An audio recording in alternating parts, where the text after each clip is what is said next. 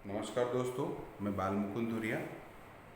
जैसा कि आप देख रहे हैं, लॉकडाउन फोर्थ स्टार्ट हो गया है और ये 31 मई तक रहेगा।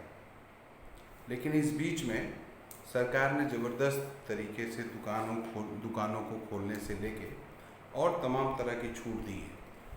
थोड़ा फीलिंग ये आ रही है कि लॉकडाउन अब समट रहा है, सिमटाया जा रहा है।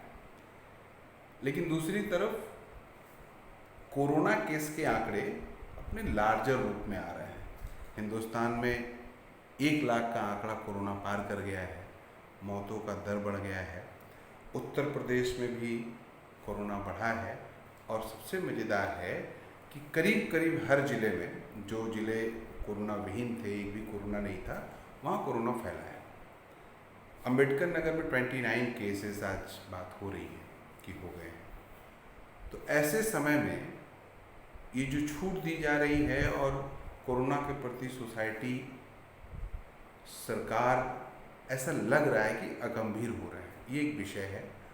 और तब यहाँ खड़े होकर इस बात को सोचना पड़ेगा कि उस समय लॉकडाउन थोड़ा प्री हम लोग नहीं कर दिए, या सरकार ने लॉकडाउन के बाद जो ट्रीटमेंट करना था, जो प्रिकॉशन करना था, वो नहीं किया, या सरकार ने जिस तरह से मजदूरों का पलायन ज़बरदस्त हुआ, सरकार को आकलन नहीं था। सरकार एक तरफ थी, समस्या एक तरफ थी, वस्तु स्थिति समाज की एक तरफ थी, सरकार की सोच एक तरफ थी।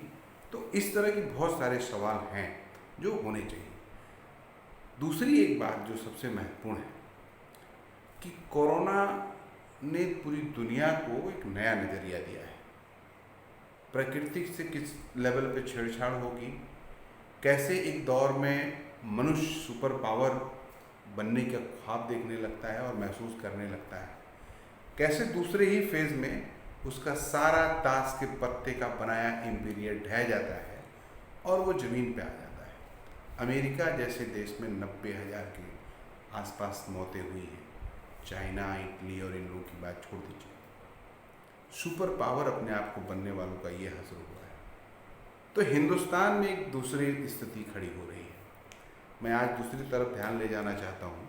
इस कोरोना की महामारी में पूरे देश के मंदिरों के कपाट बंद कर दिए गए, भगवानों को सुरक्षित कर दिया गया।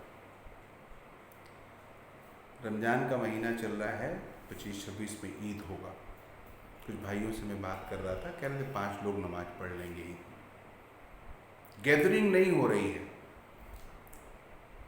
अल्लाह ताला को मानने वाले लोग भी, जो अपने आप को बहुत कट्टर कहे जाते थे, वो भी सिमटे हैं।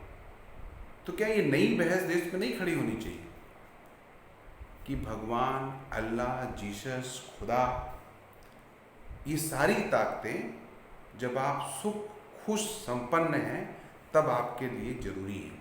लेकिन जब आप मुसीबत में आते हैं, जब आप प्रॉब्लम में आते हैं, तो ये ताकतें आपको मेंटली सहारा तो दे सकती हैं, जहनी तौर पे आपके साथ तो रह सकती हैं, लेकिन फिजिकली तौर पे आपको ज़मीन पे उपलब्ध संसाधनों का भरोसा करना पड़ेगा। आपको अगर अस्वस्थ हैं तो मेडिसिन का सहारा लेना होगा, मेडिकल जगत के बारे में आपको सोचना होगा, आपको हॉस्पिटल्स के बारे में सोचना होगा। तब ये बड़ी बड़ी अट्टालिकाएँ, बड़े बड़े मंदिर, बड़े बड़े ईदगाह, बड़े बड़े चर्चेस काम नहीं आएंगे। पूरे इस कोरोना के दौरान, 50-60 दिन के दौरान ऐसा उदाहरण नहीं देखने को मिला कि शेल्टर कोई मंदिर बन गया हो, कोई मस्जिद शेल्टर बन गया हो, कोई चर्च शेल्टर बन गया हो और वहाँ पर लाखों मरीजों को दिया जा रहा हो, वहाँ पर खिलाया पिलाया जा रहा हो। ये नहीं आया। तो ये क्या नए सिरे से सोचने की ज़रूरत नहीं है? देश में एक नई बहस की ज़रूरत नहीं है कि हमें मूलभूत सुविधाओं पर ध्यान देना होगा। ये जो हमारी सरकार है, ये सब नहीं सोचेगी। ये गंगा आरती कराएगी, ये मठ मंदिर बनवाएगी, ये स्टैचू बनवाएगी, अरबों खरबों रुपया खर्चा करेगी।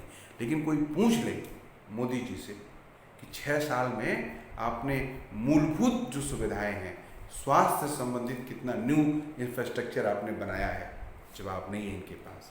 बंदूक तो खरीदेंगे, दुनिया घूमेंगे, लेकिन मनुष्य को, हमारे भारतीयों को जो जीवन को और सुलभ बनाए, उस काम को करने में इनकी कोई दिलचस्पी नहीं है। पूरी दुनिया में ऐसा हिंदुस्तान में केवल हुआ कि मजदूर एक एक हज़ार किलोमीटर पैदल चला। तो दोस्तों, इस नए चैलेंज के सामने नए तरीके से भी हमें सोचना होगा, और हमारा पॉलिटिकल लीडरशिप भी अगर गलत करता है तो उसके ऊपर उंगली उठाना होगा।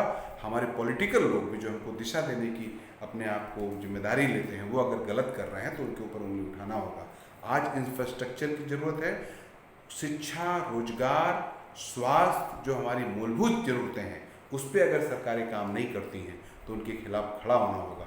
आइए थोड़ा और पढ़ें, थोड़ा और जानकारी हासिल करें और मंथन करें, ताकि हम एक सही निष्कर्ष पर पहुंच पाएँ।